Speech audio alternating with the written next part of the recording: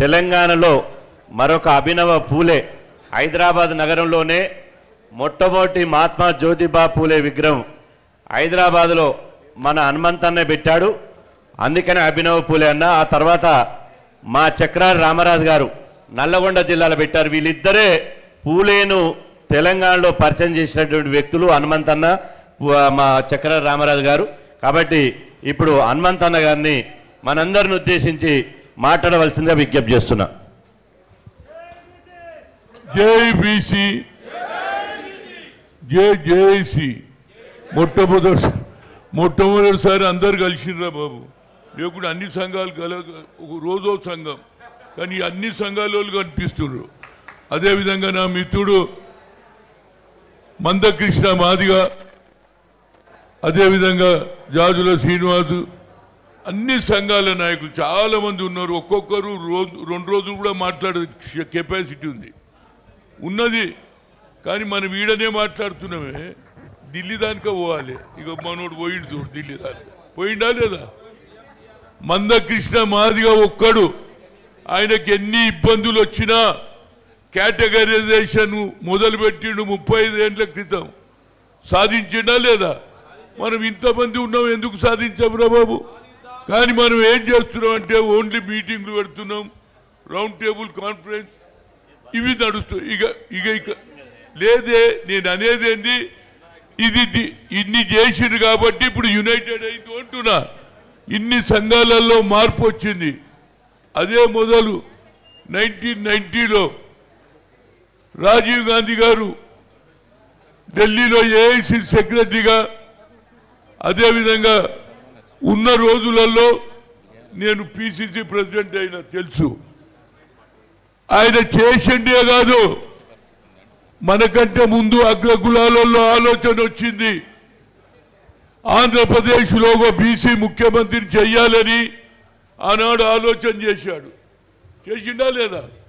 కానీ మన దురదృష్టం కాలేదు. కానీ ఇవాళ కాంగ్రెస్ పార్టీలో ఇప్పటి వరకు బీసీలో 5గురు అయినరు.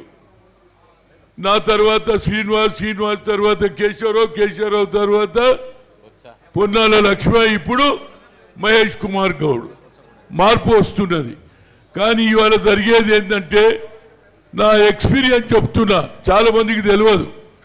నేను రాష్ట్రంలో పిసిసి ప్రెసిడెంట్ అయినప్పుడు రాజీవ్ గాంధీ అడిగిండు, నన్ను అడిగిండు how you are making executive అంటే, sir according to your mother Indira Gandhi was social justice, go head అన్నాడు. అప్పుడు 23 జిల్లాలు ఉంటే, నాకంటే ముందు 23 జిల్లాలలో 5 వదిలేస్తున్నారు. 2 బీసీలు, 2 ఎస్సీలు, 1 ఎస్సీ మైనార్టీ. ఇంతకు తప్పితే ఏది లేదు. అప్పుడు ఆయన ఇచ్చిన ధైర్యాన్ని బట్టి 23 జిల్లాలు ఉంటే 12 జిల్లాలలో అధ్యక్షులను చేసిన. ఆనాడు ఇంత ఊపు లేదు. ఇవాళ ఉన్న ఊపు ఉంటే ఎన్నోడు 5 ముఖ్యమంత్రి. ఈ ఊపు జబర్దస్త్ ఉన్నది. దీంతో పాటు నాకు సాధించేది ఏంటంటే, నేను ఢిల్లీలో 11 ఏళ్ళు కొట్లాడిన. IIT, IIM, all India institute of medical సైన్సెస్లో రిజర్వేషన్ లేదని సుప్రీంకోర్టు కొట్టేసింది.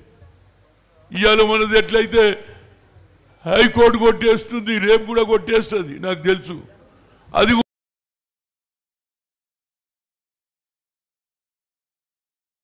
కూడా సుప్రీంకోర్టు కూడా కొట్టేసినప్పుడు, but talent is not anybody's property, God has given అని ఆనాడు ఉన్నటువంటి అర్జున్ సింగ్ హెచ్ఆర్డి మినిస్టర్ తీసుకొని పోయినా. Sonia Gandhi, madam you are a UPA chairperson, but injustice are going, highest population is BCs are there. ఏం చేయాలన్నారు? మ్యామ్ టాలెంట్ ఎవరు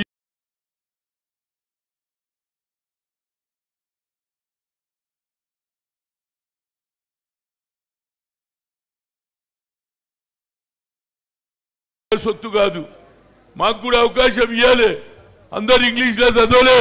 కానీ డాక్టర్ మన్మోహన్ సింగ్ చెప్తే ఆనాడు ఉన్నటువంటి లల్లు ప్రసాద్ యాదవ్, అంతే కాకుండా మమతా బెనర్జీ, అందరూ కూడా మాయావతి అందరు సపోర్ట్ చేసిండ్రు, బిల్లు పాస్ అయింది.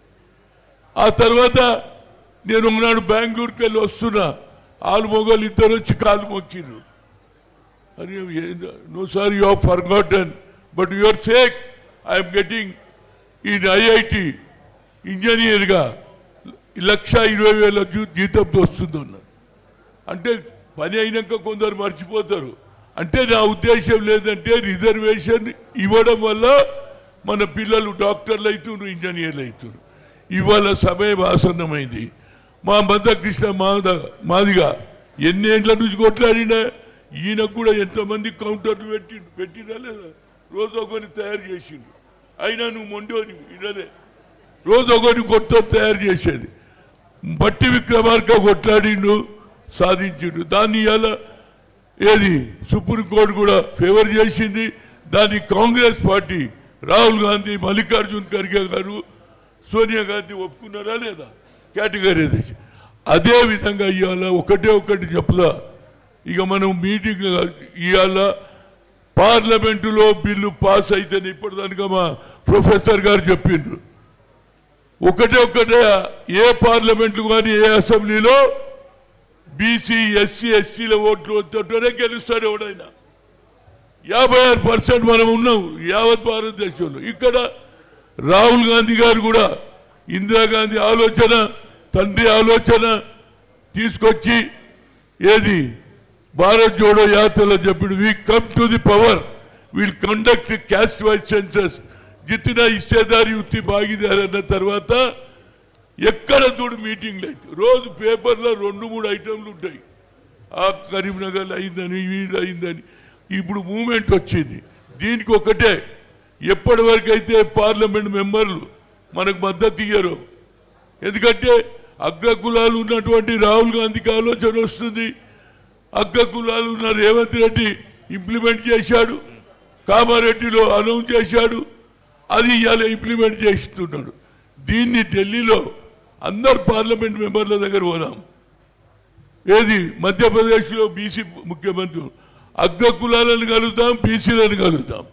ఇప్పుడు సాధించకపోతే మా మిత్రుడు కరెక్ట్ చెప్పి ఇప్పుడు రాకపోతే ఇక మళ్ళా రాదురా బాబు, ఇక భవిష్యత్తే లేదు మనకు. This is the last chance. తాడో పేడో తెలుసుకోవాలి ఢిల్లీలో. అందరి ఇంటి దగ్గరకు పోదాం.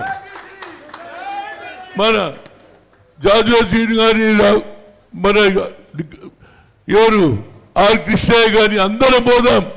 ఒక్కరే కాదు, అన్ని సంఘాల వాళ్ళు పోదాం, ఎమ్మెల్యేలు పోదాం, ఎంపీలు పోదాం. వచ్చేది శీతకాల సమావేశం.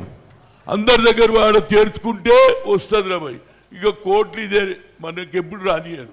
ఎందుకంటే అందులో ఉన్నోళ్ళు అంతా అగ్ర కులాలే కదా. మనోడు అరకో ఇద్దరు ఉంటే ఇప్పుడు ఇవాళ మనోడు ఒక ఎస్సీ ఏది చీఫ్ జస్టిస్ ఆయనను కూడా అవమానం చేశారని మనోడు మీటింగ్ కూడా పెట్టాడు. అంటే అక్కడక్కడ కనిపించదు. అదే రాహుల్ గాంధీ అన్నాడు, 90% పీపుల్కి అన్యాయం జరుగుతుంది, 10% లాభపడుతున్నాను. ఇప్పుడు మీరు లెక్క చెప్పారు, దాని మీద నేను చెప్తా. మరి అగ్ర కులాలలో 10% ఇచ్చినప్పుడు మేమేమని అన్నామా? అందులో పేదోళ్ళు ఉన్నారు, ఊకున్నాం. ఇవాళ మీరు క్రిమిలైన్ మాకు పెట్టిండ్రు. ఏది 88 lakhs ఉన్న వారికి కొడుకు లేదు, బిడ్డకు లేదు. మరి దాంట్లో ఎందుకు పెట్టలేదు రా భయ్? మీరు 10%లో కూడా పెట్టాలి కదా. 10%లో వాళ్ళకి ఉన్నది వాళ్ళు కరెక్ట్గా ఇంప్లిమెంట్ చేస్తున్నారు, మాది ఎందుకు చేయరు అనేది. ఏదైనా ఇవాళ సమయం ఆసన్నమైంది. జూబ్లీహిల్స్ ఎలక్షన్ జరుగుతుంది. తప్పనిసరిగా నేను మందకృష్ణను కూడా రిక్వెస్ట్ చేస్తున్నా. ఎందుకంటే ఒక అవకాశం వచ్చిందిరా బాబు, మా బీసీలకు న్యాయం చేస్తావా లేదా? ఉన్నమాట.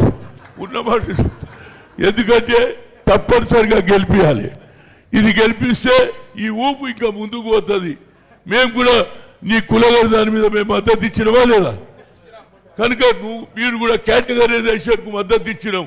అదేవిధంగా నువ్వు మద్దతు ఇవ్వాలని చలో ఢిల్లీలో కూర్చుందాం. తప్పనిసరిగా రాష్ట్ర ముఖ్యమంత్రి ఢిల్లీలో ఏం చేసిండు. దాంతోపాటు ఆల్ పార్టీ ఒకటే రిక్వెస్ట్, ముఖ్యమంత్రిని కోరుతున్నా, పోయే ముందు ఇది కాగానే ఎలక్షన్ కాగానే అన్ని పార్టీలను పిలుద్దాం. ఆల్ పార్టీ మీ సజెషన్ ఇవ్వాలి. ఇది కాకపోతే దేశంలో ఎవరు చేయలే. రేవంత్ రెడ్డి తెలంగాణలో చేసిండు. ఒక మంచి పేరు వచ్చింది. ఇంకో అడుగు ముందుకేసి అన్ని పార్టీలను విలువ న్యాయమైన కోరిక తప్పనిసరిగా అన్ని పార్టీలను పిలిచి మహేష్ కుమార్ గౌడ్ అధ్యక్షతలో పిలిచి మీ అందరితో మాట్లాడతాం. ఈ స్పీడు ఎందుకంటే మనం జర కలిసి ఉన్నామంటే మనోళ్ళే పంచాయతీ పెడతారే. ఒడ్లైన అటు పోతే కుమారోళ్ళని ఎంకరేజ్ చేస్తారు, ఉరుకువే అని పెడతారు. కనుక ఈ చక్కర్లో రావద్దురా బాబు. ఆనాడు ఉన్నటువంటి మూమెంట్ ఇవాళ ఉన్నది ఉంటే ముఖ్యమంత్రి అయిపోదు. ఇప్పుడెందుకు రా, ఎవడన్నా రాని ఫుట్బాల్ ప్లేయర్ గోల్ కొట్టే ఛాన్స్ చూడాలి. ఏమై ఒక్కడు కొడతారు రా భయ్. క్రికెట్ అంటే ఒక్కడు సెంచరీ కొడితే గెలిచిపోతాం. ఈడ ఒక్కడు కొట్టలేదు. ఎవరికి ఛాన్స్ ఉంటారు కొడదాం, అది ముందు. ఇప్పుడు ఆ పంచాయతీ వద్దు. ఇప్పుడు మనం కేవలం రేపు ఢిల్లీ పోవాలి, అందరు ఎంపీలు ఇళ్ళకి పోదాం, అందరు ముఖ్యమంత్రులను కలుద్దాం. అదేవిధంగా రేపు జరిగే 11వ తేదీన జరిగే జూబ్లీ హిల్స్ ఎలక్షన్లో అందరం కూడా పిలిచినా పిలవలే